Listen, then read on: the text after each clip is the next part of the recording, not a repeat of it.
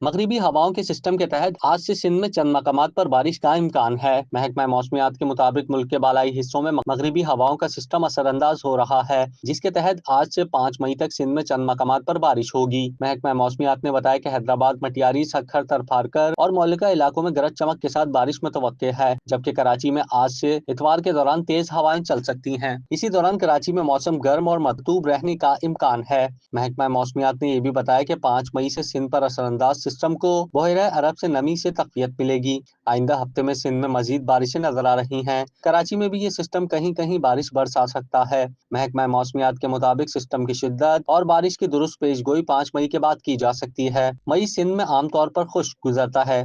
رواں ماہ میں سندھ میں ہونے والی بارشیں غیر معمولی موسمی سرگرمی ہے۔ کیا آپ کاروبار کی تشہیر چاہتے ہیں یا social media plate form manage کرانا چاہتے ہیں؟ تو دیر کیسی، ابھی رابطہ کریں اونلی نیوز کی ٹیم سے۔ ہمارا کانٹیکٹ نمبر آپ کی اسکرین پر ہے۔